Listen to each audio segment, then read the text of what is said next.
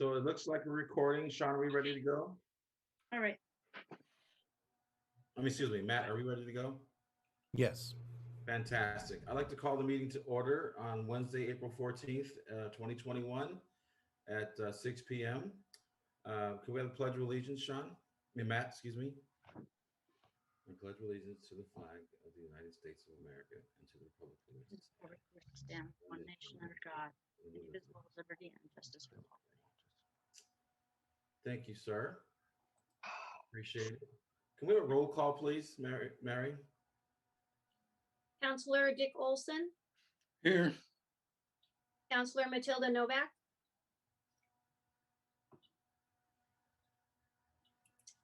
we'll come back to Matilda Novak. Counselor Stacy Bartholomew, Here. Counselor Ray Kopczynski, Here. Counselor Bessie Johnson, here. Counselor Marilyn Smith, Here. Mayor Alex Johnson II, Here. and Counselor Matilda Novak. Here. Excellent. So a full house. That's fantastic. So the next thing is a reading of a proclamation, a National Crime Victims' Rights Week, April 18th through the 24th. And I'll start reading this really long document. Give me just a second.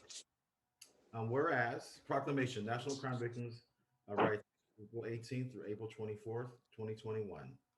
Whereas in 1982, the President's Task Force on Victims of Crime envisioned a national commitment to more equitable and supportive response to victims.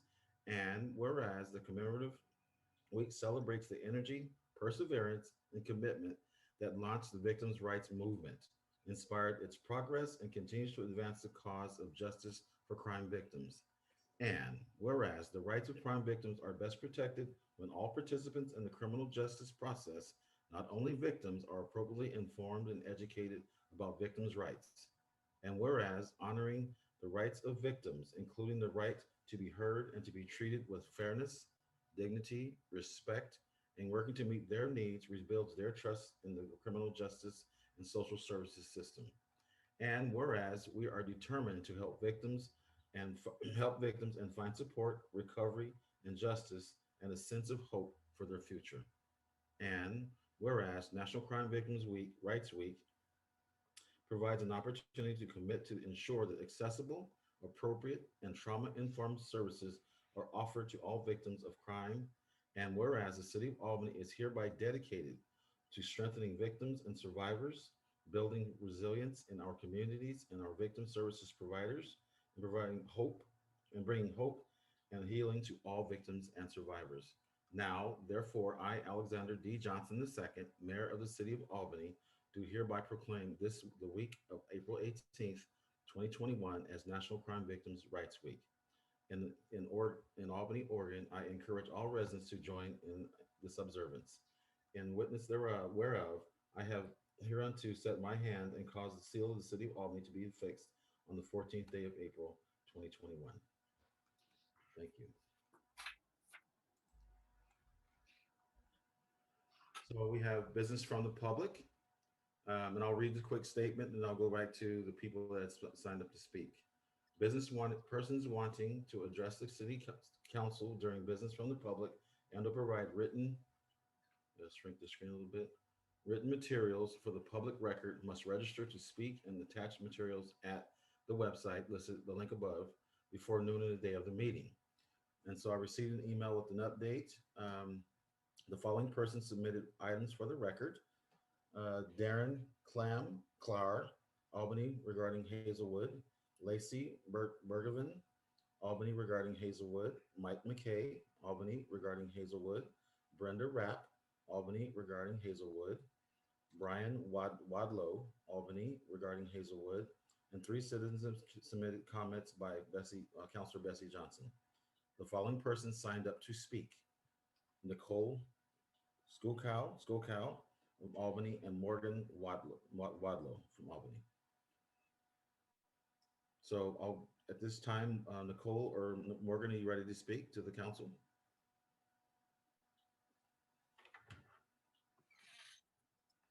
Please introduce yourself and the floor is yours. All right, thank you. My name is Nicole Shuko. And this is Logan and Dimitri. These are just half of my kiddos. So this statement is kind of from all of us. And this is to all the council members and to Mayor Johnson. Last time I talked to you guys, I told you about the history of our neighborhood. And today I just wanted to talk to you about why Hazelwood Park is so important to my family and to my neighborhood. Like I said, these are two of my kiddos. I have 4 kids. They play in that park almost every single day. If it's nice, they're in the park. We have hosted birthday parties, play dates, and this year I even posted a video on Facebook and I tagged you guys in it. We hosted our Easter egg hunt, our annual Easter egg hunt in the park this year, and it was a blast. A bunch of our neighbors use the park to take their dogs on daily walks. It provides shade for our backyard, also with privacy, and it is a huge sight barrier with those trees between our house and the substations. We could see both substations if it wasn't for the trees that are in the park. I've talked to many of the dog walkers back in the park, and they're really concerned about the trees and the lack of space to have their dogs run around and play. We love the park so much that we even go out and do our own maintenance. I know that maintenance is an issue there. If you walk back there right now, all behind my fence is completely mowed down. All the weeds are taken care of. I've taken all the ivy off the trees that's trying to strangle them. My concern is after Jill talked with you guys at the last meeting, Jill lives a couple doors down, that she discovered that the park was divested before we even purchased our home back in 2014. Since then, 3 other neighbors who have surrounded the park have purchased their homes. None of us were informed that this park would be divested in the future. And that was very concerning to us because the park is one of the main reasons that we decided to buy this home. We love the home, but the park is what sold us on it. There's only 7 of us houses that actually surround the park. And so I'm here to speak up for us and say that whatever happens to the park, whatever it may be, it does directly affect the 7 of us quite a bit. And we would love the opportunity to talk to you guys directly about that so that we can be a part of the conversation since it does affect us so much in our daily lives. I think our biggest concern is development of anything back there. You know, trees gone and buildings up, privacy gone, shade gone, the view of the substation, and obviously lack of using the park, which is such an important role in our daily life. So we just wanted to let you guys know, and we would love to speak with you guys about it. All the neighbors would, with every single one of you, would be really great since there are only 7 of us. Thank you.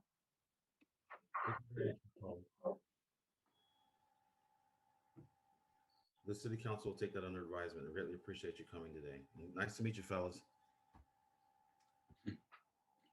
And is Morgan Wadlow here today?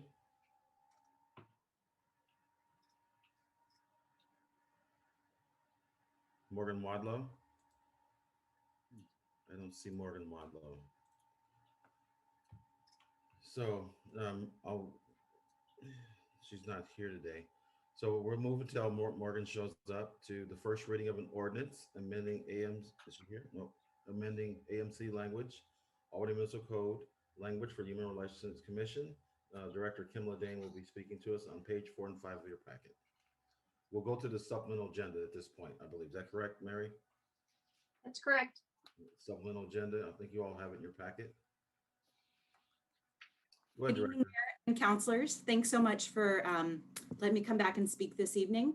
I'm back after the conversation at Monday's work session regarding the proposed revision of the Albany Municipal Code language regarding the Human Relations Commission. Council asked for the amendment to come back for this evening's meeting. There is a change in the language from Monday night that I would like to call out, which is in front of you in the supplemental agenda. On Monday, there was a suggested addition regarding the diversity definition so that it would also include gender and gender expression. I've made that revision and that's what's in the text in front of you today. So I'm just bringing it back to see how council would like to proceed. Council?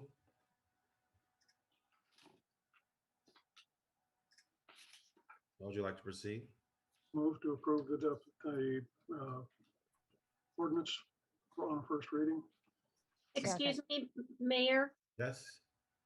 the process is for the city attorney to read the ordinance in title only, and then after he's read the ordinance in title only, then Fantastic. you would entertain a motion for a second read. All right, thank you. Thank you, Correct. Mary. So City Attorney, would you please read it in title only? Absolutely. An ordinance amending Albany Municipal Code, Chapter 2.25, Albany Human Relations Commission. Now, Move we to have have a it read a second time in title only. Thank you. Second.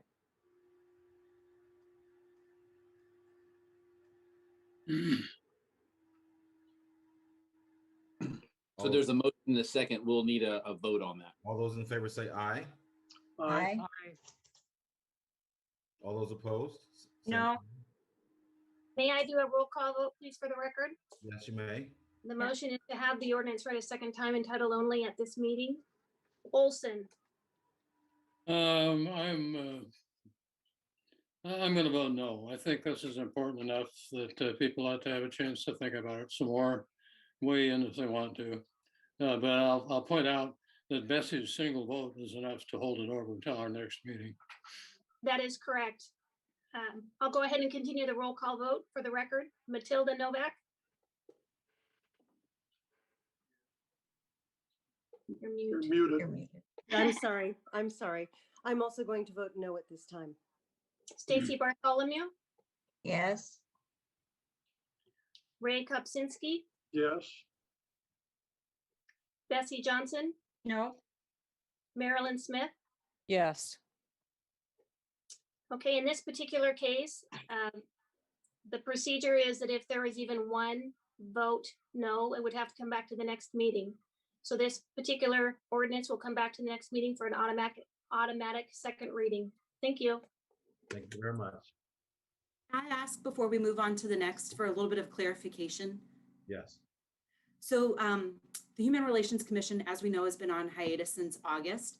Their next potentially scheduled meeting is for April 27th, the day before our next meeting. I would like to get some additional guidance on how you would like this group to proceed. Should we have a meeting? Should we not have a meeting? Any guidance that you're able to provide, I would greatly appreciate. Council? Well, actually, City No. Attorney. Let me ask the City Attorney, can we actually do that, City Attorney?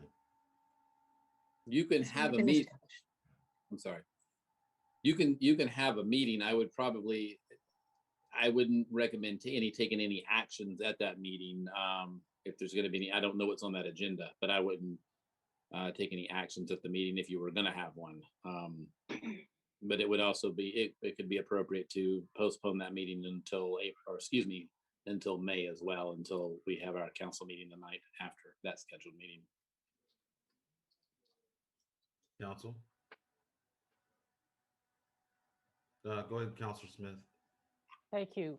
There's been suggestions tonight and earlier that the full Human Relations Commission ought to have an opportunity to review this language because it was developed by a subcommittee of the commission and the council.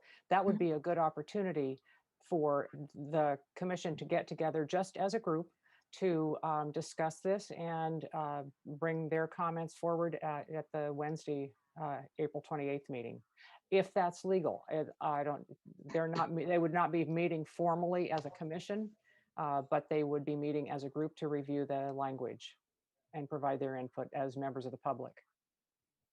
But so that I understand it, everyone who is meeting or potentially meeting that night is on the commission currently.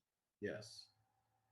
So you would have a quorum, and then you would want to advertise the meeting if you're going to do that. All the more opportunity for other people to have a say. Yep. So Council, what do you recommend? Oh, excuse me, Councilor Johnson. Yeah, thank you. Thank you, Mr. Mayor. Yes, the email that I sent, and thank you, Holly or Mary, whoever forwarded. I do believe that this was not done correctly. That might be a point of order because the whole commission never did get to, the members of the commission didn't get to voice their opinions of it. And the committee brought it forward, but we actually didn't even get to go through it. We went through some of the definitions and then it was stopped. So that's the main reason that I voted no, because there are some changes that I'd like to see. And I think this should be a joint meeting with the council and the Human Relations Committee so that we can all put out how, what we're thinking and what we think might be changed. Some changes will be for the better. Like what Stacy had commented on Monday, yes, that should be in there. That's fine. But there are other things that, other items that I went through it all, and I would like to have the opportunity to go through it. And as a counselor, I think I have the right to give my opinion. And I don't think that this was done correctly. It should have gone to the council.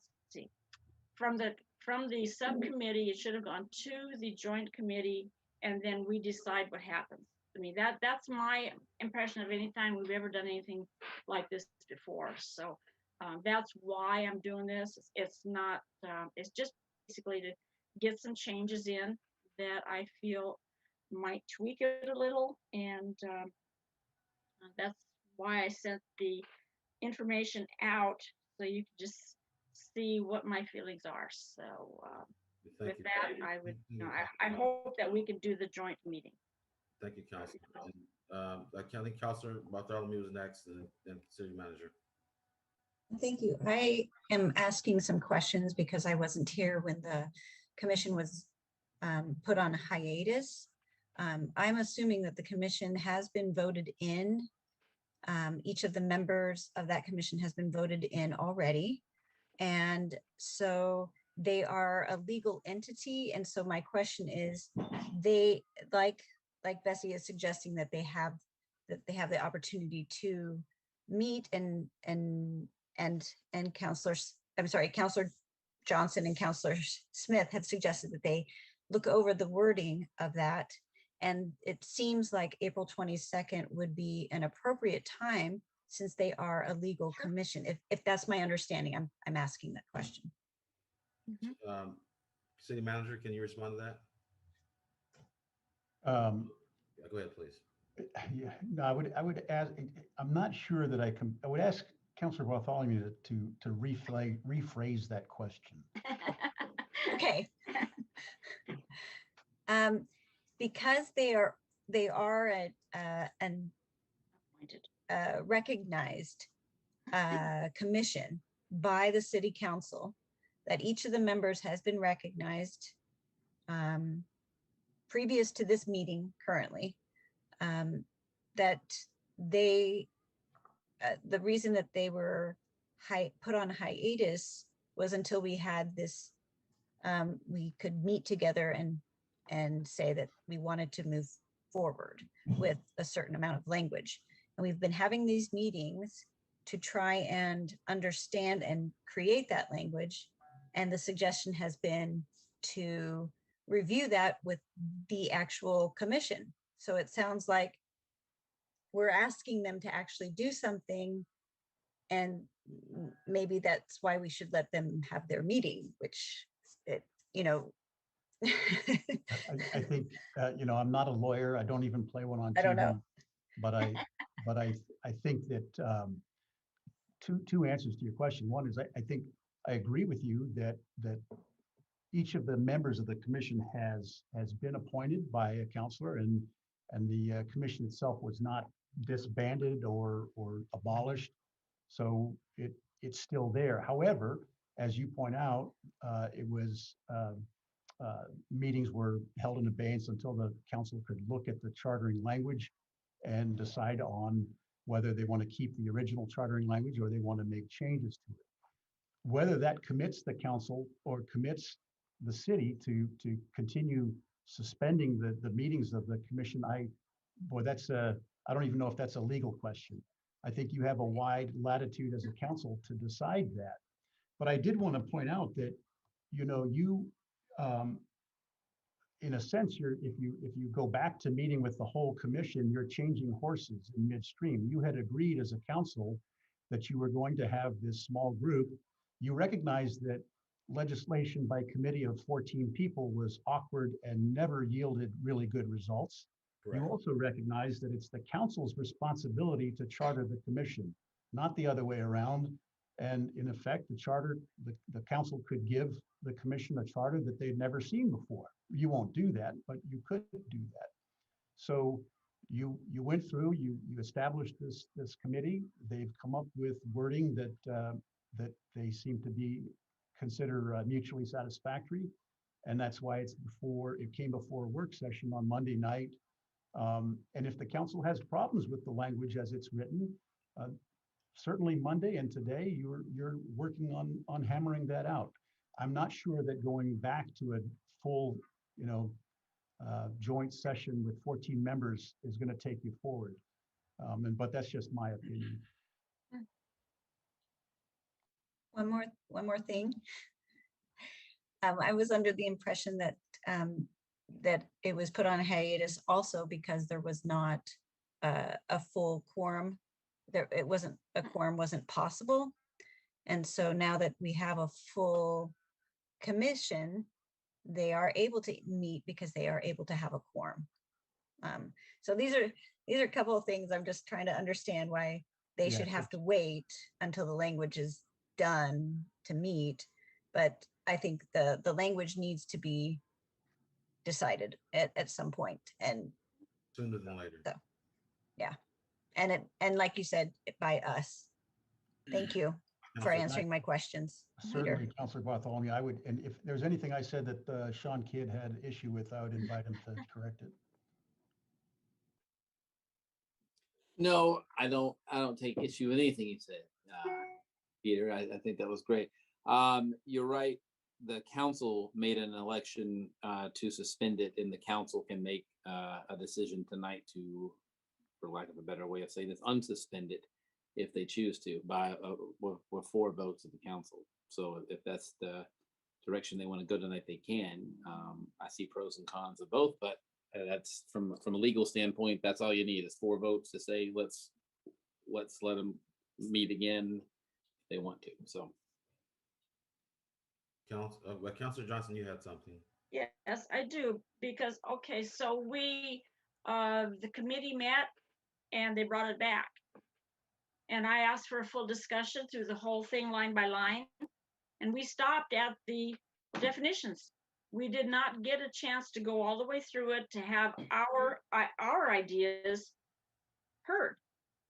So I don't feel like that, it may have come from the committee and okay, but I don't think they decide for everything. They come back with the idea of how it should be with the wording, but it doesn't mean that what they say goes.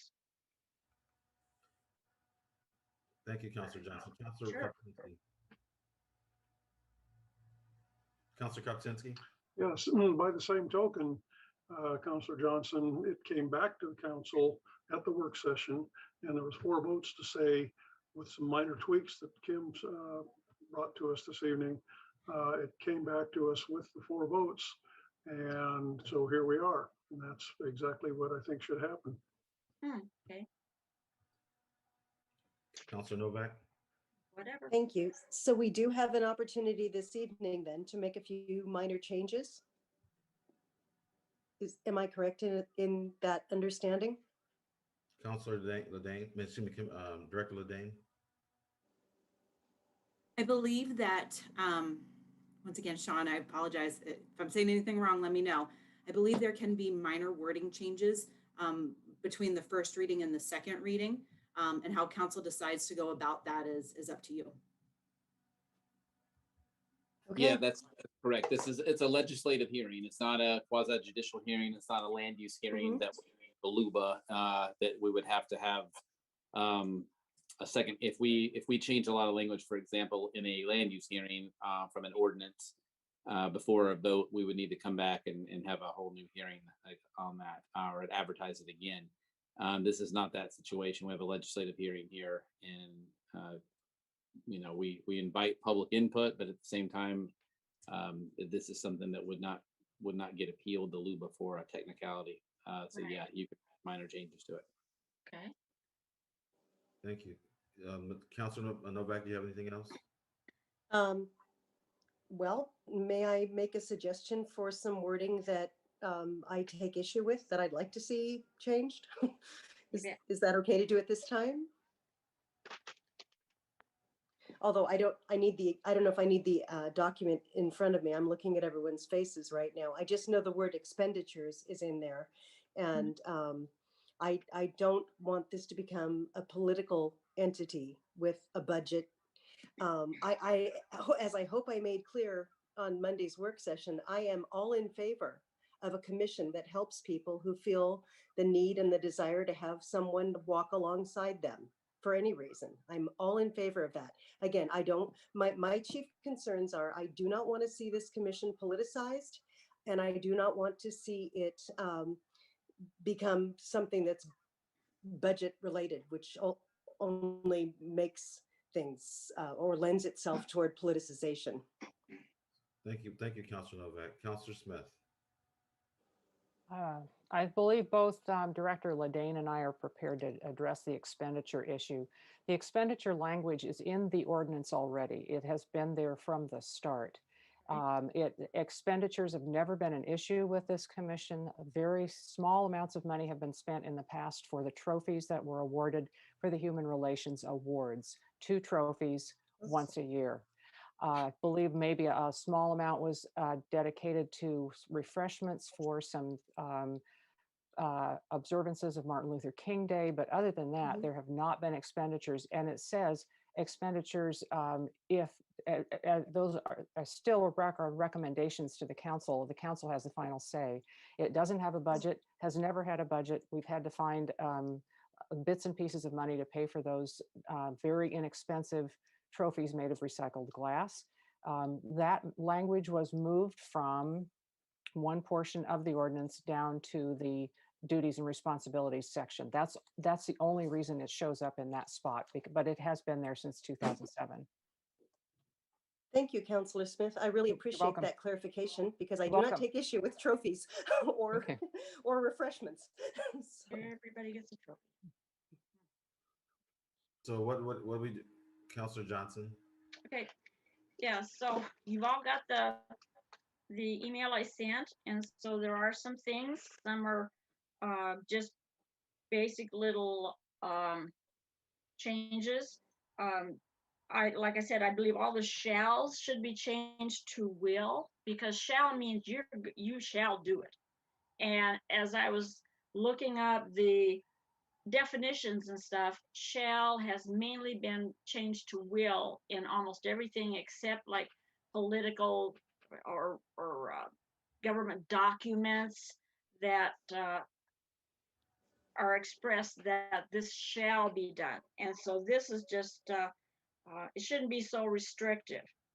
And then I still have a problem with to say that we plan to that language should be eliminated unless we plan to make all languages available. Ability alone would include all of those who cannot understand what they're reading. And so, you know, it's to their ability. If they can read it or if they can't see it or whatever stuff, then that would be different. And then on 2.25000 6, I think it's sentence 6. What does etc. mean? I mean, that really is broad, and it's too broad. It's open to many interpretations. And then especially should be changed to including, not pinning it down like that. And I agree with Councilor Novak that the expenditures, it may not have been a problem in the past, but depending on who is on or what the commission decides it, you know, wants to do, it may become a problem. So I've been asked that by many people, and that's a concern. And then let's see, it says in sentence 5, the HRC will work to ensure that historically marginalized and underrepresented people and communities in Albany have equal access to city programs and services and representation in city decision-making. Albany is one community. I mean, it's kind of like speaking out of both sides of the mouth, saying, well, we want to be part of the community, but my God, we've got our own community. And so I think it should be inclusive and say, let's just make it all. Let's not just say community, not say that, I mean, like this community, that community, that community. We're all one community, and that's the way it should be. You know, I have no problem with that. And so I think that's, you know, and I'm sure it's not going to go through, but I just need to voice my opinion because some of the things that have been written that I just read before the meeting and stuff, I'm thinking, okay, I want to assure people I am not a racist. I have my own opinion. And I'm reading the language and how, you know, how it's being presented. And I have some changes that I'd like to make. And if that makes me a racist, I guess it does. But no, I'm just trying to make it better and less restrictive for people, no matter who they are or who or what they do, or if they're unhoused, housed, or whatever. I think we, you know, if we want to do this, I mean, Director Ledane did say, you know, it's been on hiatus for 8 months. And I did say in the beginning of my email, it's been on hiatus for 8 months and the city hasn't fallen apart. So again, I say, should it be a social activity in the private sector, or spend all this time work using Director Lindane's and City Manager Trotson's time and effort and staff to get it all written? You know, is it something that the city wants to do, or is it just a feel-good thing that we think we should do that other entities could do? And that's basically my thoughts, and I'm sure it's not popular, but you know, I figure one of the comments in the Albany happenings and stuff, and was calling Matilda and me, let's see, where did I put it? White garbage, no, garbage trash. And I thought, you know, I've never been called white trash before. And that offends me, as it would anybody else that's of a different race, color, or whatever. So, you know, people have to think both ways. It's not just because you think it's so, this is true. I believe that we all have to work together, but don't force everything that you think on everyone else. Someone else might have a different opinion. And I can see the uncomfortable faces, and I'm sorry if it offends you. I'm not trying to offend anybody. I'm just trying to get my point across that we are all in this together.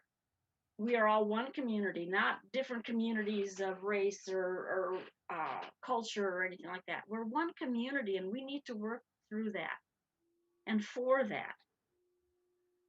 And it's very important to me because I have never, other than the one comment I made that probably didn't come out right, have I ever said anything against anyone.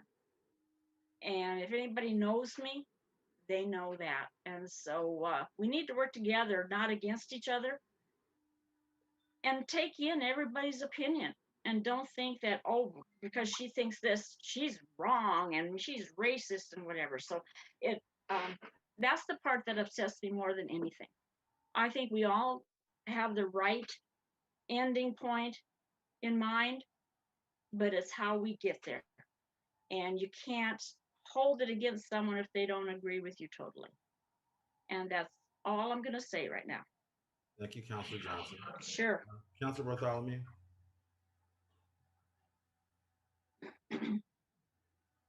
So I'm wondering if we are wanting to change language, because I'm personally not wanting to change any of the language that I worked for several hours to create. Because, for instance, communities within this Albany city, there are various areas. We even call them wards.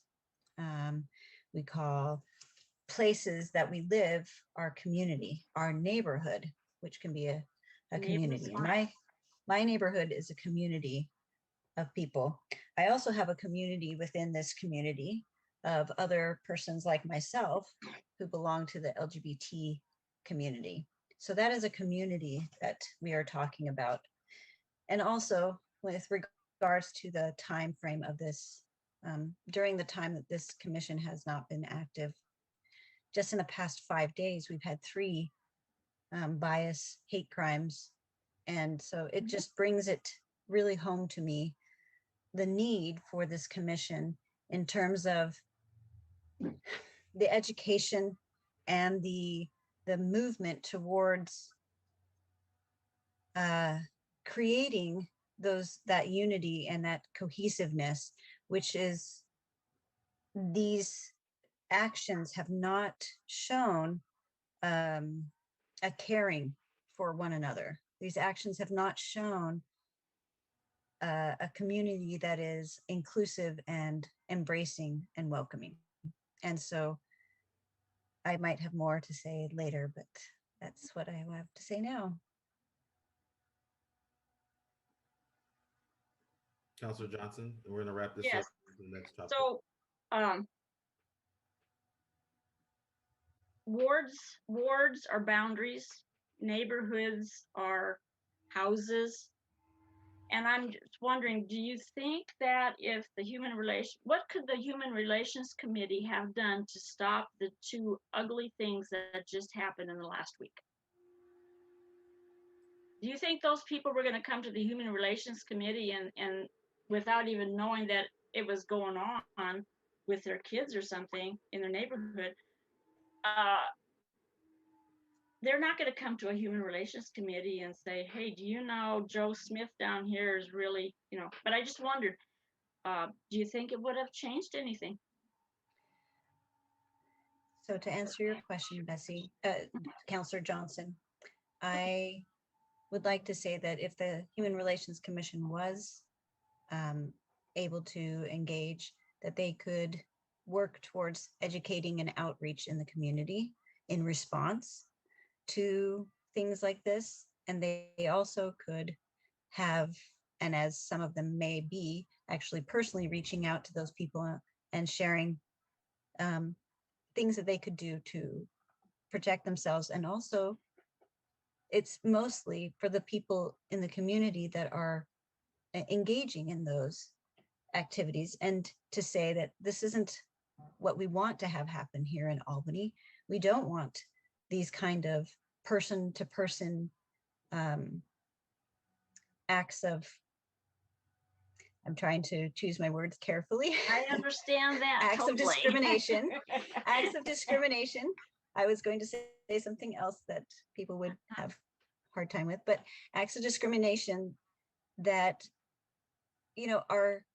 that have a trigger for me personally, that have a trigger for people of color. I'm not a person of color, but one of the people was an LGBT person. And so I'm saying that these things are happening. And if I have somewhere to turn, or if somebody wanted to reach out to me, who was part of the Human Relations Commission, and say, hey, these are some resources for you. This is the community stands behind you. It would be fantastic. I don't know if I'm out of line here, but No, I understand know what I you're have saying. those. I understand what you're saying. I'm just saying that the offenders, they wouldn't have listened to you anyway. Some people are so set in their ways that it's kind of like preaching to the choir. You're going to preach to the people who agree, like this is whatever, and they could approach you as a counselor, just like they could me. But anyway, like I said, I'm not going to get anywhere, and I'll just get myself deeper. So I appreciate that you understand that that the people who are doing those actions aren't likely to change, but having it where a community that says this is not tolerated, this is not welcome, does have an effect on Thank you, councilors, for that. people. I'm sorry. no, I understand. I Getting understand emotional totally, here. Stacy. You I- know, I think it's time for us to move to the rest of the agenda. We're gonna have another meeting. Director Ladane has action items she has to accomplish, and we're to support her efforts. And I believe that it is an opportunity. City manager. Thank you, Mayor. I just wanted to remind you of Kim's request for guidance as to whether the commission should meet or not. I personally, well, I'll let the councilors tell me what they think, and we can go from there. Councilors, you think they should meet? yes, I think they should meet. Yes. I think we all should meet. Well, Councilor Smith. Well- Yes, they should have the opportunity to talk about it. Okay, Councilor Novak, Agreed. Councilor Bessie Johnson. I agree that they should meet, but it should be all of us because four of us counselors weren't on the committee, and then with what we did Monday, we didn't get to go through all of our feelings and point it out. So I think we should both entities meet, So and that way we can just So go we- through it. we tried that and we got nowhere, and so that's why we proposed the subcommittee. Let's do this. Let's have them meet and bring language, their changes back to us, and then we can deliberate and sort through it with just the 7 of us versus 14 people trying to get something done. I think too many hands in the soup spoils and I think Matilda will appreciate this. Yes. Too many hands spoils the recipe. So Procedural Yes. question. But I do. That would be with Sean, probably question. Yeah. We've already having it come back for a second reading. Is this going to preclude that, or does it have to come back for a first and second reading after this group comes back this second time? City Attorney, you're muted. There we go. I don't see a reason why we would have to come back for a first reading again, based on the meeting that they would have on the 27th. So, Okay. But if the language was changed, it'd be a different ordinance. if the language is changed, it would be a different ordinance, but if the language is changed, then the recommendation I would make is at the 28th meeting that we go through that language again, through the changes, what's been changed, have Director Ladane discuss that, and then we can vote on it at that point. And Councilor Johnson, if this were a land use hearing, I would absolutely agree. We would not be able to have a second reading at the meeting, but because it's a legislative hearing that's not involved in land use, we could, if council chooses to, as long as they address what those changes are in a public meeting before they vote. Director Ladane? Sorry to complicate matters. Because our meeting would be less than 24 hours before the city council meeting as the Human Relations Commission, does that add any additional difficulty? It'd be okay to meet within that close proximity? The second meeting will be advertised. So the second meeting for the second reading, that meeting on the 28th is going to be an advertised meeting. This will be on that agenda and it will be discussed then. So, yeah. Thank you. So councilors, would you guys support Director Ladane going back with the commission and bringing back their changes and then bringing it back to us on Wednesday, the 28th, I believe it is? So Yes. will the council have a chance at that time to go through each sentence and make changes or suggestions? Well, That's what four of us didn't get to do I believe she's till taking Monday. notes. I believe she's taking notes. Director Ladane's taking notes tonight, and she'll meet with them and implement the changes that are within the. Because remember, we all have to agree on this. And so- Oh, I know. No, only four of us. Okay, so once those Yeah. language comes back, you get a chance to take a look at it and give Okay. feedback, and then we'll have the second reading. Is everybody comfortable with that? Question? Yes, Council Novak. Thank you kindly. Just for purposes of clarification, once again, the suggestions that were put forth this evening from a few of us, they would be taken under advisement for your next meeting. I just want to be, That's what I make sure understand. I'm understand. Thank you kindly. Thank you. Thank you. Okay, so we'll move on to the next item. So Director Jourdain, have the meeting on the 27th and then come back on the 28th with the appropriate changes or the feedback from them, commission. Thank you, Director. Next item on the agenda, number 6, award of contract SS-20 /SS-20.02, /01-02 AM-A-M WRF compost and dewatering improvements by Nolan Nelson on page 7 through 10.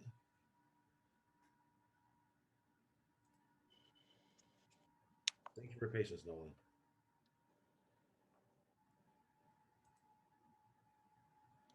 Is he there? You're muted, sir. Nolan, you may have to choose another microphone because it shows you as unmuted.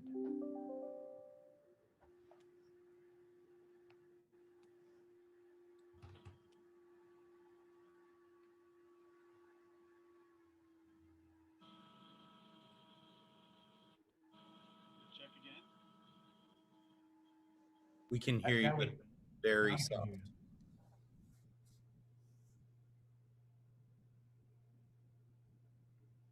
Is he there with us? His picture is on the screen, Mayor. And Nolan, we did hear you for a little bit. It was very weak, though.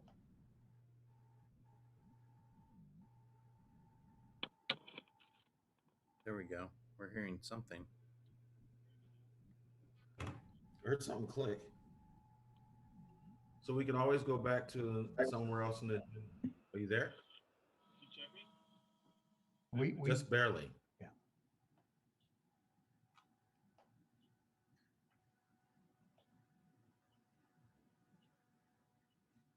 Put on your headphones. No, I just teasing. Hear me now? Yes. Yes. Yes. Yes. Okay. All right, I had to unplug city provided equipment and plug in my own equipment. So as I had gotten into, good evening, Mayor and councilors. I'm Nolan Nelson. I'm an engineer, civil engineer with the Public Works Department. I'm here to provide a brief update on the composting and dewatering project at the Albany Millersburg Water Reclamation Facility.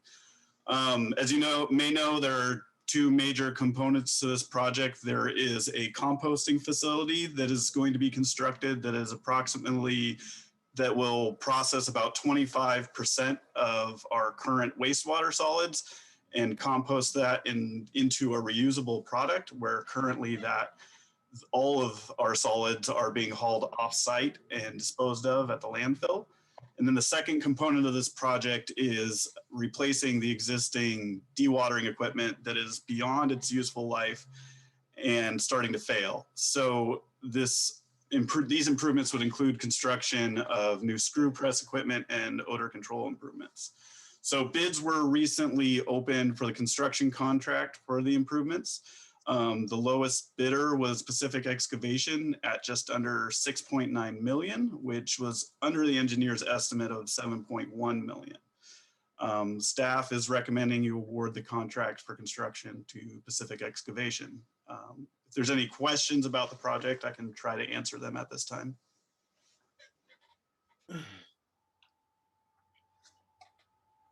Council, do you have any questions? I do. With Councilor Johnson.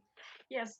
Nolan, I was just wondering, okay, this is for the new building and system that we're gonna have. Now, when we get all done with this, because I know a lot of the, some of the counselors haven't been on, is it correct that we will be able to, again, like sell the compost or whatever that comes out of it as a byproduct? That is correct. I don't know the exact logistics of all that, as it hasn't Sure. been, but the product itself can be land applied when it comes out. Yeah, because we used to, before all this happened, the farmers would come and get it and use it for their fields. So if, it might be a win-win, or it's going to be a win-win, because no matter what, we can maybe, make some money on it too. So I think it's a great idea and I'm all for it. Thank you, Councilor Johnson. Councilors Bartholomew? My question is on the 25%. Because I wasn't here before. So how come it's 25% and not say 50% or, you know? The size of the facility is really what dictated that. We have a certain amount of space at the plant that we can, we just have a certain footprint. And so to increase that percentage with composting, you have to basically for every, however what percentage. So if you wanted to hit 50%, you'd probably close to double the space required for the system. So at this point, it's just, it's just a sizing issue, and that'll need to be discussed in the future if we expand the operations. If it would be a discussion on, increasing the size of our property or finding an offsite location. So my question, go ahead, Stace, Councilor Bartholomew. And one more question is, this is supposed to save us, so 75% of our solid waste will still go to the landfill. Is that correct? Correct for now. There will be, I believe there's one more future phase of this project prior to going for the full 100%, but that next phase will be a little bit more of a percentage because we can convert some of the stuff we're doing right now to increase the capacity later on.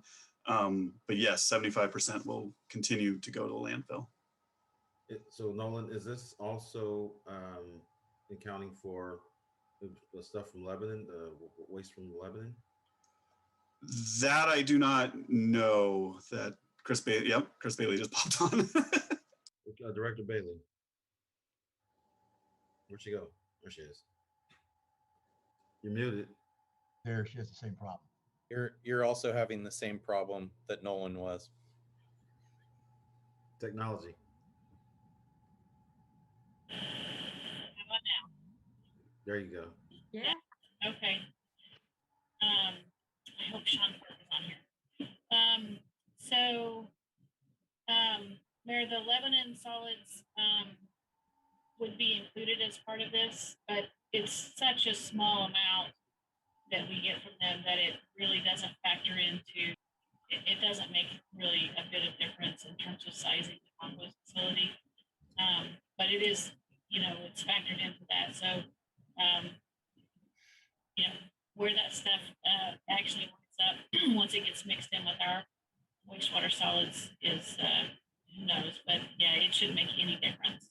Okay, thank you for that. I appreciate the explanation. So councilors, anything else? Any other questions? Move to approve Pacific Excavation for the contract as shown. Second. Second. All in favor say aye. Aye. Aye. Aye. Those opposed, same sign.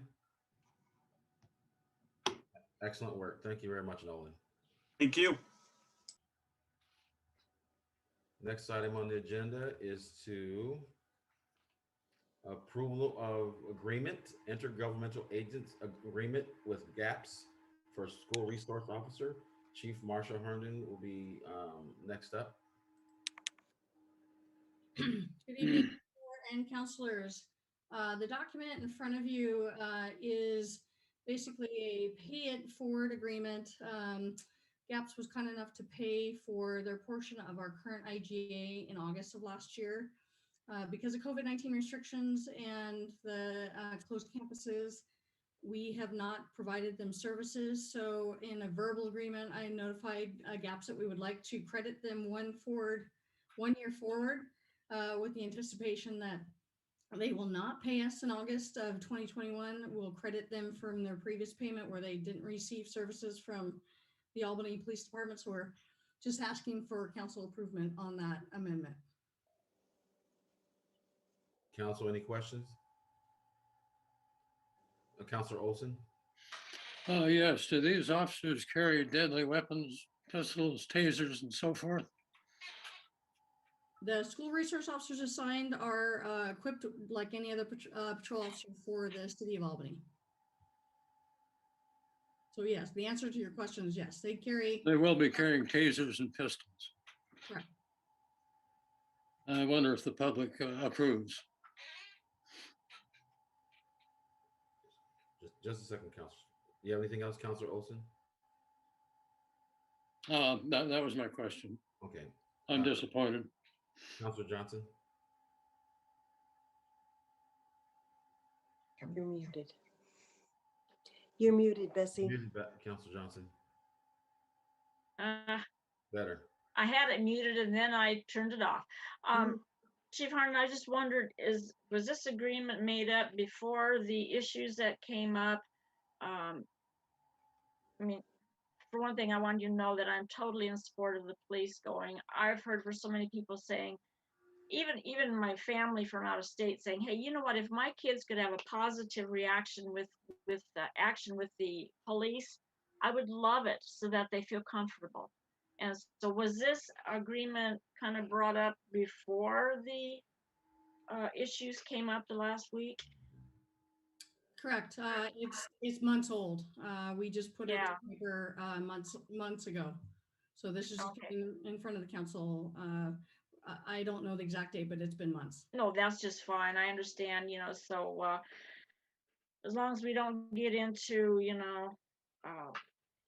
negativity. I mean, from what I understand, either here and Corvallis, the teachers and the students appreciate the SROs because they talk to them. They talk to them, not at them or down to them, and that it's a good thing. And so I just hope we can continue to do it. So thank you for all you do. Counselor Bartholomew? As I was reading through the document, I was a little confused about, because if they're paying I understand the concept of moving the payment forward a year, but in the contract, it has a different payment system in the next school year. And so I'm not sure, is the past year going to go into 50% and 50%, or I'm just a little confused of how it's supposed to work. Sure. I think we're just trying to move the dates of the agreement forward, considering they have not received services prior. As far as the 50%, I would ask Gina, if she's on the call, to talk a little bit about the differences between that. But as far as I'm concerned, GAPS was very gracious to extend this rather than ask for reimbursement as we move forward. So I'm happy just to move the clock forward another year. Thank you.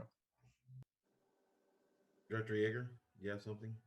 You're muted. Yeah, I just wanted to talk a little bit about what Chief Herndon was saying about the amounts. So back in 2019, so there's about a $30,000 difference between what they paid for last year and what we would have been paid for the next year. However, as part of the whole COVID shutdown, March of 2019, schools shut down, so we didn't provide services for those 3 months either. Basically, it comes out to be about a wash overall. So really, there's no budget impact over the 2 years.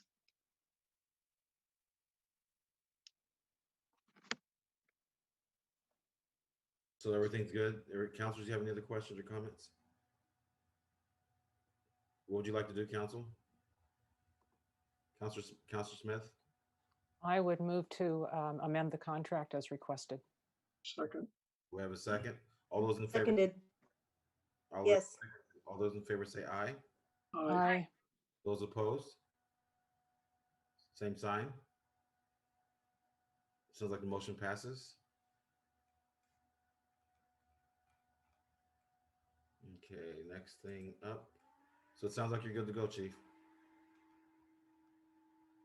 Okay, accepting of the consent calendar, adoption of the consent calendar. Council? Move to approve the consent calendar as written. Seconded. All those in favor say aye. Aye. Those opposed, same sign. Motion passes. Could I ask a question about one of the items? Yeah, me too. I'm sorry. It's an extremely long consent calendar. And I'm questioning item F about cytotoxin in our possibility of cytotoxin in our drinking water. And do we see any difference in that between our new plant and our Main Street plant? That would probably be for Director Bailey. I think you're still mute.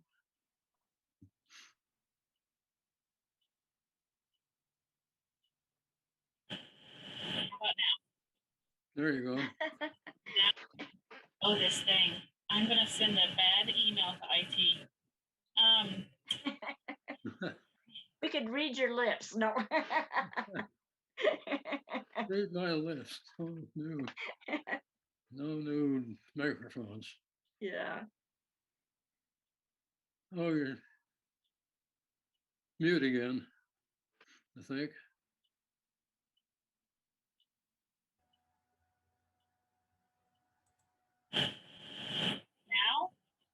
Now I hear you. Gosh, okay, I'll talk fast. The short answer is no. There's no difference. We're not seeing. Can you hear me? You're drifting in and out. Sort of. I'm having a hard time. Can somebody mute the bell? Oh, that's grandfather in the hall out here. Oh, okay. How about now?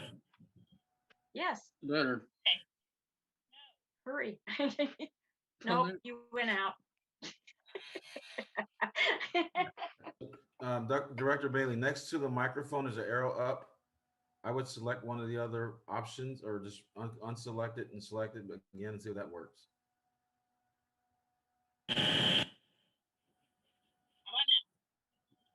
So we can hear you, but it's still broken, but go ahead if you can. Tell you what, yeah, I'll ask the question next week. No. Next meeting.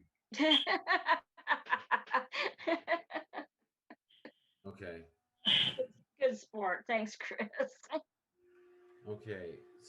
So do you want to hold that over item for next week, Dick? Or Yeah, I'll try and remember. Yes. Okay. We'll remember that, Councilor Olson. Okay, thanks. So we adopted this, we had a vote on the consent calendar, it was adopted? Yeah, yeah, I was too late. All right. Next one is the consent calendar was approved. Let's see. Mayor, it's a staff report on Hazelwood. I'm just getting there. Staff And I would- report declaring Hazelwood Park and North Point property as surplus by Director Ledane. And may I make a few quick comments before we bring Director Ledane in? I wanted to correct some misunderstandings. If you look at some of the comments from the public, there are quite a few misunderstandings about what this agenda item is. So first of all, what it is, I'll explain that without the funding to maintain our parks, we need to slim down the properties we have. We don't have enough to maintain all the properties, all the parks properties we have. So tonight, what this would do, if the council decides to do so, is declare these two properties surplus. And that would clear the way for a sale, which will then require another public hearing. What this is not tonight is not anything more than what I just said. It's not going to identify any prospective purchaser's intent or restrict what they can do with the property or identify any particular way that they're going to do anything with the property. And it's not the beginning of a rezoning. And it is not the hearing for the sale of the property. Like I said, if and when that time comes and there's a buyer, there will be another hearing about that sale. So with that, Mr. Mayor, I'd like to turn it over to Director Ledane. Thank you, City Manager Peter. Director Ledane, please take the floor. Perfect.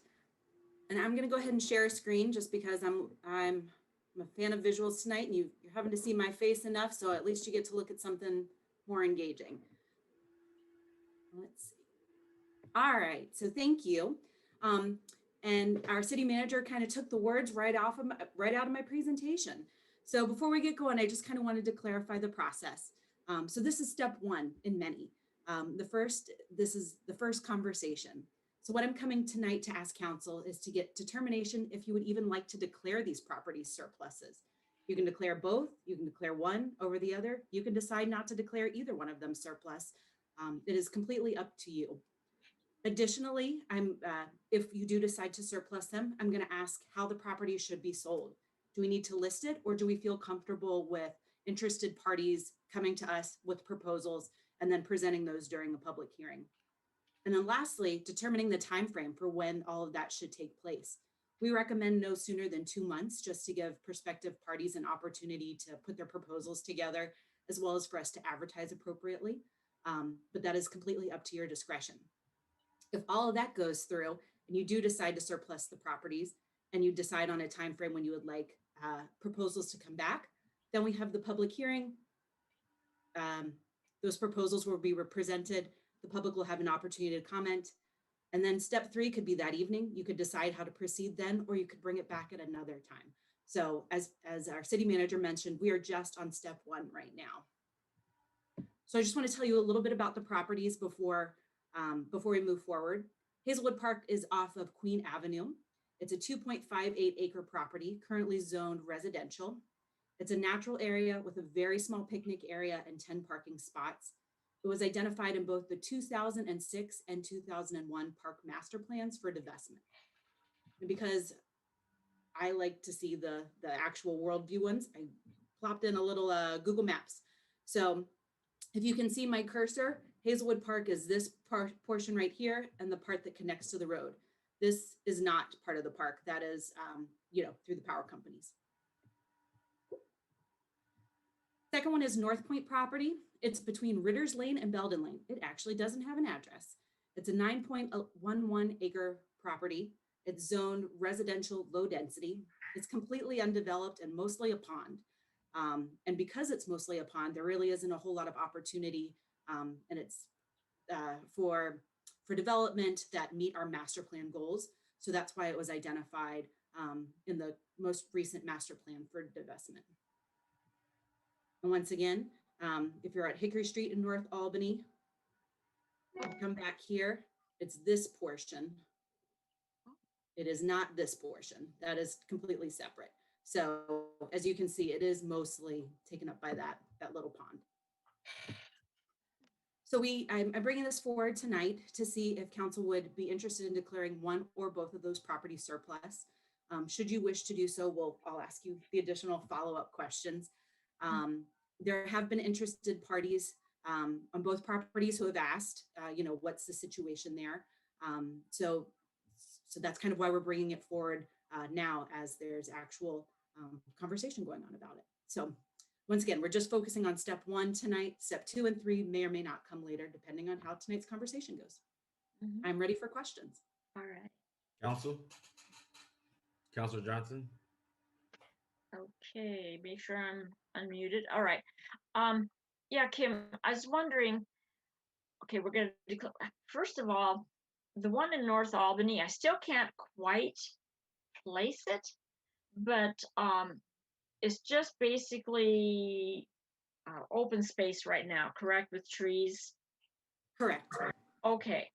And then I guess the second, I think we should, I brought it up before, any excess property we have should be put up, for sale. Question would be, I would say definitely go to a realtor, because I have had some of the Hazelwood neighbors and stuff contact me and say they are interested in buying it. And so I think that would be the most fair thing to do. And then the other question would be, do we plan to sell it at market value and not less? So I provided in the back. Oh, sorry. That's okay. I provided in the packet the tax assessments, as that's kind of what we have to work off of right now. We did get an appraisal actually this morning that came in for the North Point property based on comparables. And I'm more than happy to share that in subsequent meetings if that's helpful. But I guess that would be up to you all to decide if you would be interested in selling for less than what the tax assessed value is. I know that's currently what's happening at the Public Works. Well, I think that's what a proposal coming forth in the Public Works, the bunker. I apologize if that's what I'm going to call it. Sorry, Director Bailey. We also did it with the piece of property for the Cumberland Church. So I think it's up to council, however you decide you would like to go about selling it. I just wanted to provide as many numbers as I could possible to kind of provide some reference as to what the value could be. Great, and I appreciate that. I'm used to looking at the Lynn County tax statements, but the Benton County, I had to work a little harder on those. We're much clearer than they are. Sorry, Peter. No. But yeah, we can't give this stuff away. We need the funds, and I think at a fair value would be good. But I think we should go through a realtor to make it fair for everyone. Thank you. Councilor Olson. Yeah, people in that neighborhood, what do they have for a park other than, well, in both cases, these two parks? Where would they go if these pieces of property are sold off and probably used for high density housing? Sakina would be the closest.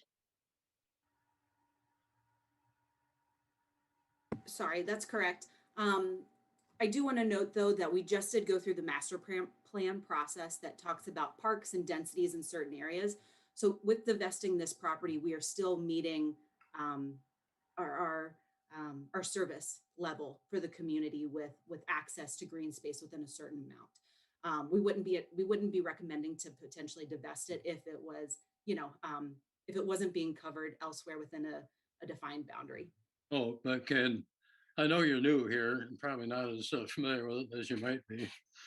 But I'm trying to think where, if I lived in one of those adjacent neighborhoods, where I would go to do some kind of park activity. Maybe Sure, North Albany Park on the other side of the tracks and up on top of the hill. No. Takina Park is down off of 11th. So that one's in closer proximity. That would be the closest one at this point. North of West Albany High School. That's true. They're not ours, but we're supporters. Yeah. What about West Albany High School? That's where where Takina is. Well, you can't use that for a park, can you? Well, not North Albany High School, not West Albany High School. There's a park north of that. That's what Councilor Johnson was saying, right? Yeah. Well, anyway, my feeling is, I got you, Peter. 50 some years ago, the city was anxious to get rid of the airport. They felt it was pretty much excess stuff. There wasn't that much activity. And it was a very close call. We almost did.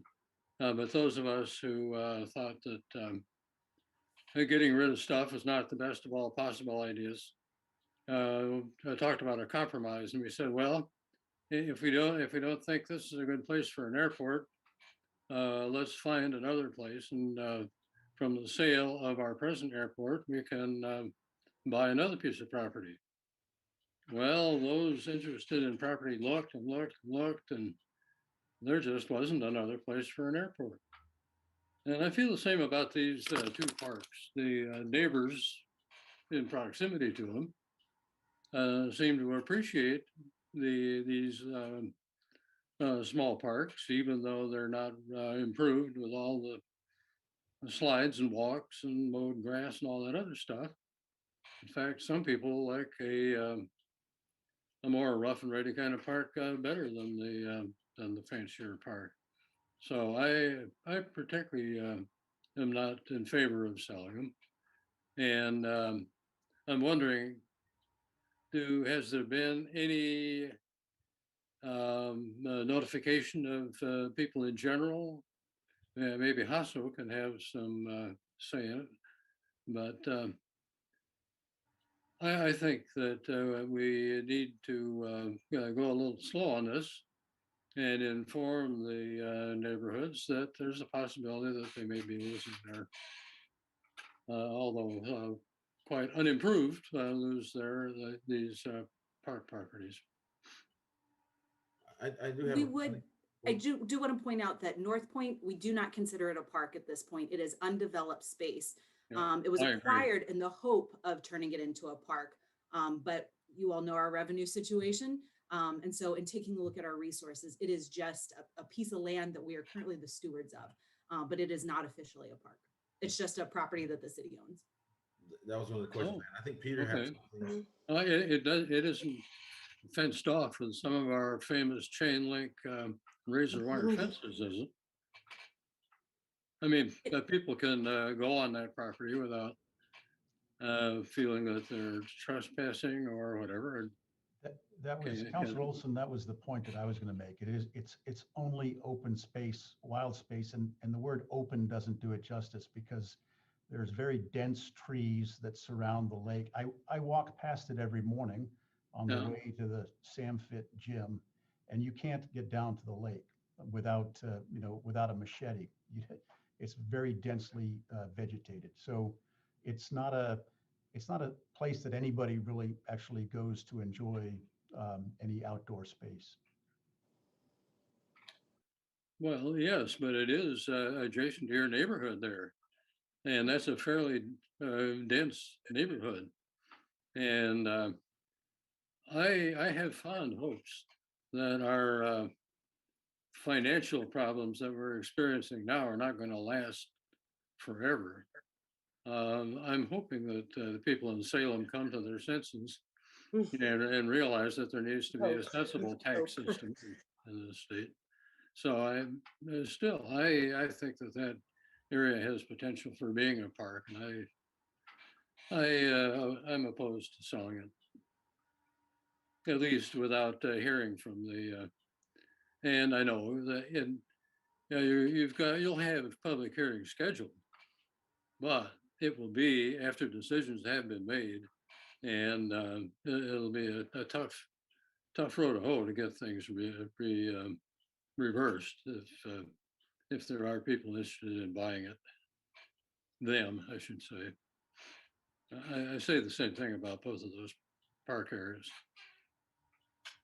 Any other? Thank you, Councilor Olson. Any other councilor have comments or questions? Councilor Novak. Thank you. I just want to say I've received a number of emails and letters from residents in the Hazelwood area. And, it just really touches my heart when I hear Mrs. Shukow again this evening talking about how she and her family clean it up themselves. Yep. They're cutting the weeds. They're taking the ivy off the trees. I'm absolutely loath to take that away from those families. I understand that we're in a budget crunch, financial hardship, whatever, and I understand that we also have housing issues. But I tend to think that nothing is set in stone here, right? Even if we divested ourselves of this park, because everyone's talking about that Hazelwood area being used for a specific purpose that I don't know that is something. Did they do something before I got on the council that said, here's the plan we have and here's what we're going to do? Because that's kind of the impression I get from. No. Anyway, I just want to say for the record, maybe I'm just like Councilor Olson. I'm praying that things will change and we can keep the parks where we have them and maybe not have to spend the money keeping them up if the people who live there are willing to pitch in. I don't know. Thank you. That's all. Yeah. Councilor Johnson. Thank you, Councilor Novak. Mhm. I called your name, Councilor Johnson. Oh, I'm sorry. I just want to say one of the letters that we got did mention something that I thought was interesting and good for that side of town, because I used to live in West Albany, to make it into a dog park. That's a be a good thing, you know, because the West people wouldn't have to go all the way to Timberland Park and whatever and stuff. So that's an idea, you know, that I could probably go for if we can't, you know, get up the right money, and maybe the neighborhood would be willing to kind of, you know, work with us. Maybe you don't know, but it's an idea, and I kind of liked it. And that's something that has come up before. We love dogs. Unfortunately, dog parks cost more to operate than natural space. And so as a result, if we were to make it into a dog park, it would actually be more costly for our Oh, department to take care of. really? I know. That's It's, too bad. we would love more Why? places for the pups. Is it just because, of course, you have to fence it, I guess, but is it just because you have to work on the maintenance, cleaning it up? Oh, Maintenance, fencing, mulching, there's a fair amount of ah, regulating. And so unfortunately, dog parks are one of the things that aren't necessarily the top of the totem pole. I wish they were. My I dog bet would you love do. one too. All And right. something that in the That's future an we idea. could look at, but with our current financial situation, it wouldn't make the most sense for us currently. Thank you very much, Director Ledane and Councilor Johnson. Councilor Kopsinski? I can't hear you. Mute. Unmute, sir. I move that we authorize the city to move forward with the divestiture of those two parks as in the Parks Master Plan. Do I have a second? Second. All those in favor say aye. Can I ask Aye. yeah, can I ask a question first? Ray, do you mean to go through a realtor and to go ahead and go that way, to just go forward? That's step 2 after we do the divestiture. Okay, great, thanks. Yes. All those in favor say aye. Aye. Aye. Can we get a verbal roll count, please? I think that's a good idea. Mary, could you please do a roll count, please? Roll call.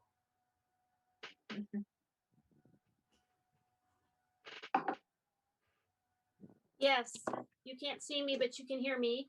Yes. Yeah. Lucky for you. So this is a motion to declare the property as surplus so we can take, move forward. Is that correct, Ray? And seconded by Councilor Smith? All right, I'm doing a roll Correct. call. Dick Olson, No. Matilda Novak,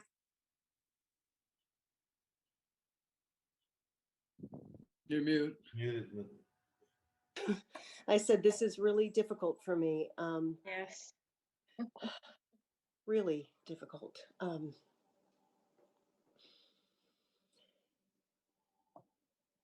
Just vote no. Yeah, I mean, I understand about the finances, but I'm just torn. If we divest ourselves, can they still keep a park or no? Let me ask that for clarification purposes. And I apologize for having to ask, but if we divest ourselves of the property, then automatically it will no longer be a park. It will be something that is sold and something done to it. Nope, you still have the choice of who, if you sell it and who to. So this just gives the first step of saying we can get offers. All right. All right. That I can do. I can do that. Yes. Stacy Bartholomew, Yes. Ray Kopsinski, Yes. Bessie Johnson, Yes. Marilyn Smith. Yes. Thank you. That's 5 yes and 1 no. Motion passes. Thank you very much, Mary. I appreciate that. Thank you, Director Ledane, for. Did you have a question, Councilor Olson? I do. I'd like to ask if we get to the point where we actually sell these off, does it take an ordinance to do it, or do we just kind of make a motion and do it? I will have to double check on that as I sadly, We got an attorney here. I think There you go. chewing on it. I'm chewing on the gum. I'm chewing on it now. When we decide to sell the property, if the city council decides to sell the property, two things. Number one, if you are going to discuss parties involved, you're going to hear proposals, or we're going to have we're going to discuss price, my recommendation would be to go into an executive session on that particular part of it. Then once we decide we're going to sell it, we have a public hearing again. We'll advertise that hearing for at least a week, and then have a public hearing. And at that time, we'll bring it before you to decide whether or not you want to sell it to that particular person, and if you want to put any conditions on it when you do. But we would do it by motion and in a contract, so it wouldn't be an ordinance. I mean, we can make an ordinance if you would like to, but it's not going to be something that would be codified into law, Councilor Olson. So we would just do a motion on that with the contract. Okay, thank you. Thank you very much. Any other councilor have any comment? Oh, excuse me, Director Ledane. All right, so now I'm going to follow up with questions 2 and 3. Question. Anymore. Oh, can you hear me? We don't see your screen. Oh, I'll bring it back up. You got me worried about my microphone since that's the thing. Get out. All right.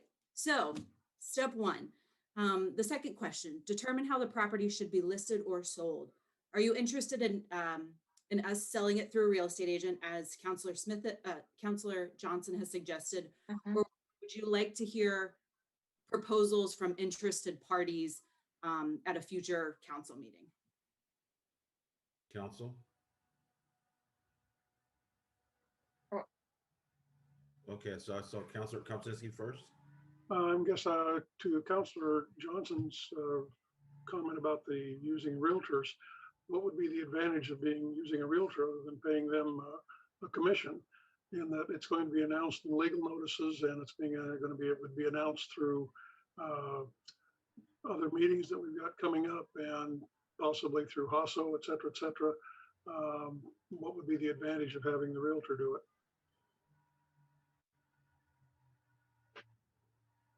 We could pay him a big commission. Yeah, the Councilor Johnson was next. Yeah, I just would say, Ray, I think to make it fair for everyone, rather than for the perception that, oh, a council is just going to give it to a favorite person. I think it, because we can determine who we want to sell it to, but if we have all offers from different people, entities, groups, or whatever, then at least we can say we have listened to everyone, we have gotten offers, and this is where we're going to go. So that's the only reason I say that it should go through a realtor. I mean, I hate to pay the commission too, trust me. Wouldn't all those offers have to be made public at the proper time anyway, regardless of who submits them? I believe so. This is public land, correct? Yeah. So my question is that, do any councils want to go with a realtor, or do you want to just list it ourselves and take offers? I guess what's easiest for staff. Director Ledane?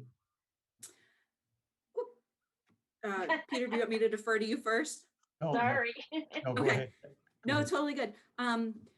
I know that I've been in communication with anybody who's reached out to us regarding both of those properties. And so after this meeting, depending on what's decided, I'm already planning on providing a follow-up to them saying, hey, this is what's been decided. Here's the next step. We could also put potentially something in the newspaper. We could see about putting something up on the website. I think we could use internal vehicles to advertise it in a way that would keep the expenses down, as long as hopefully lots of folks are watching this meeting. And as long as if you all get questions, you're able to provide them to the appropriate resources to either express their public comment or submit a proposal. Okay, thank you, Director. Pete, where's Peter go? Yeah, Director Ledane covered that very well.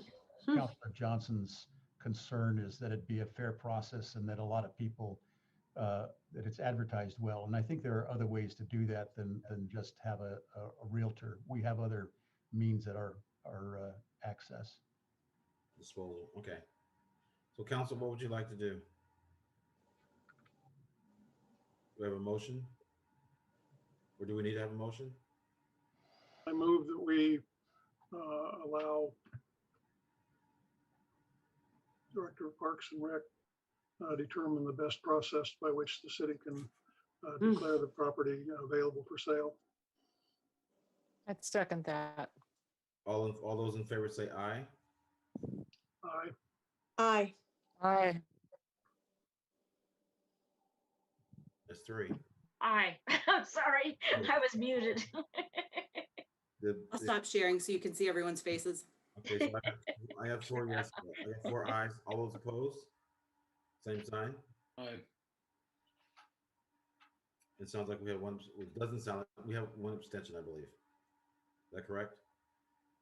It's one negative vote Yeah, okay, rather than an abstention. all right. No. Thank you very much. So it's 4-2, it sounds like. The motion passes. So Director Dane, you have your marching orders. Excellent. So question number 3, and then I promise I'll get out of your hair this evening. So determining the time frame. So when would you like proposals to come back to you?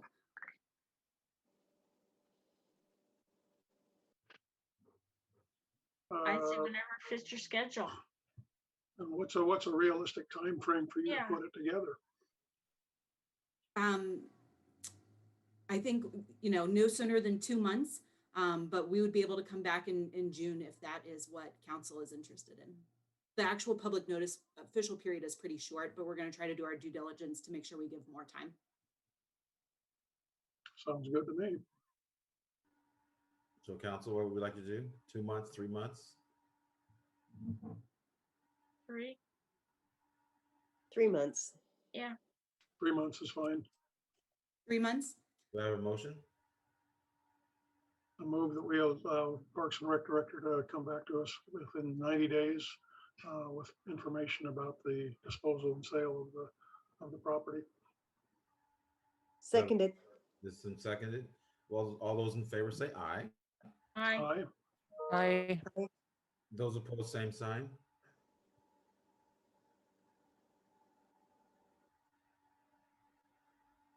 So how many ayes did we have?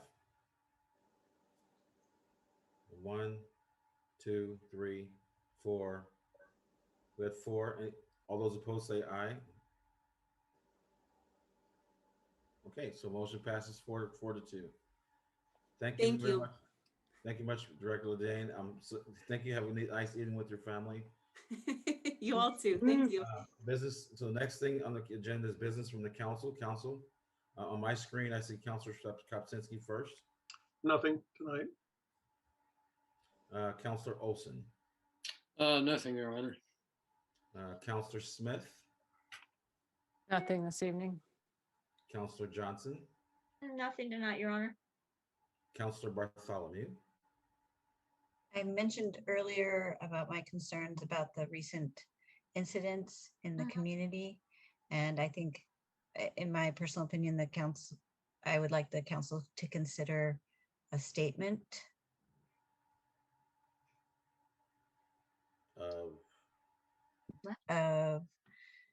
Well, a statement saying that that we are not in support of this kind of action, but we would like to say that these kinds of incidents are not welcome in this community.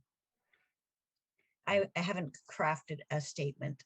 Okay, thank you. We have done that before. We have done that. Yeah. Yep, we have. Okay, so thank you, Councilor. And Councilor Novak. Nothing this evening, sir. Thank you. I only have a couple things. I like to echo what Councilor Bartholomew just said. We must be better together. We must be better at how we treat each other, how we live in our city, how we enjoy each other's company, how we break bread together. And I like to coin a phrase of Councilor Novak. And I hope that we don't see an escalation of this kind of thing. The next thing, I attended the ribbon cuttings at South Albany High School and West Albany High School. You have got to go see those two schools. The work is beautiful.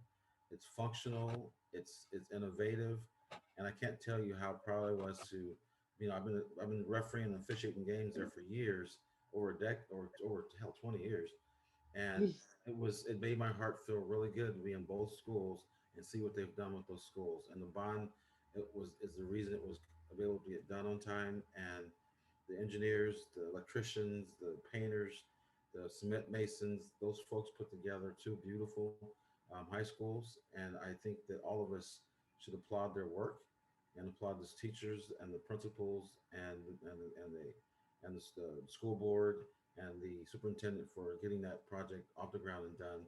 And it's magnificent. So I hope all of you have an opportunity to go take a look at it. And I also want to thank Councilor Kopczynski.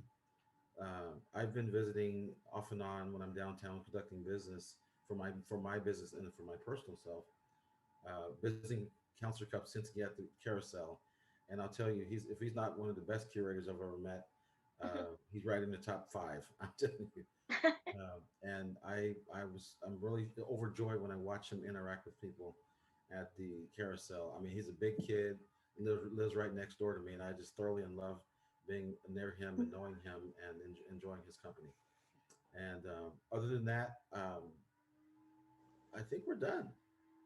Yeah, we're done. Can I just Peter, say something? The other day, my sister and I were downtown, and he called us over and gave us rides on the carousel. Gotta say, it made my day.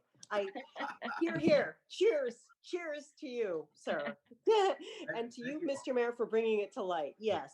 Yeah. Well, as I tell people when they come in, I say, you walk inside these 4 walls and you can forget everything else going on outside these 4 walls. That's It's right. a different Yes. environment in there.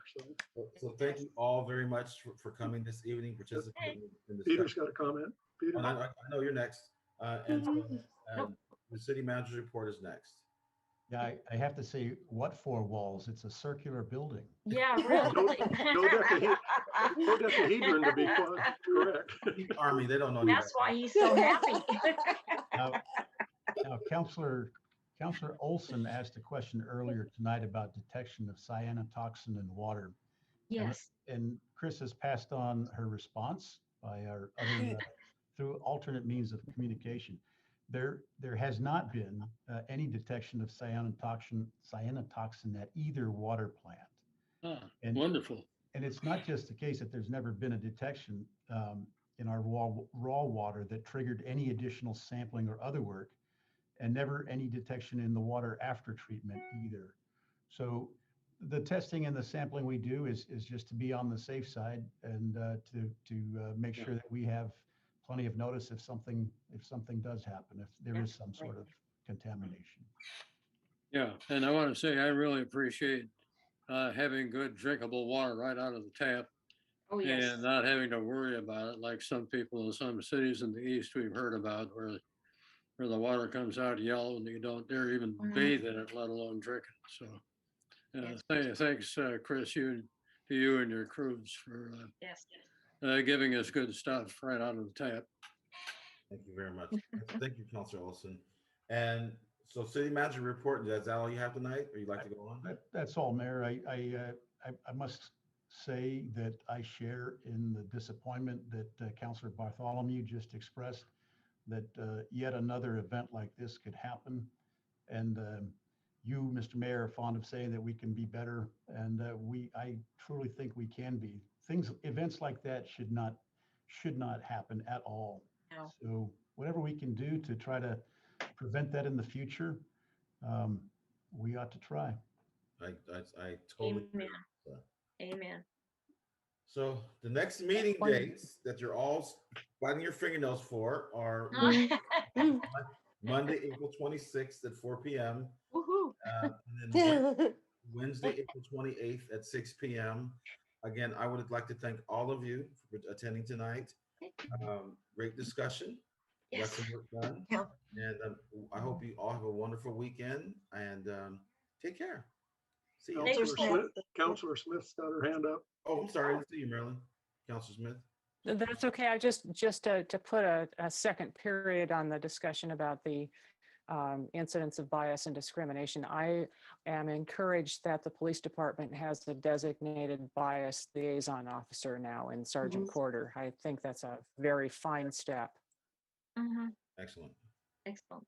That's right. That's who should handle it. Yeah. Good night. Bye-bye. Thank you. Good night.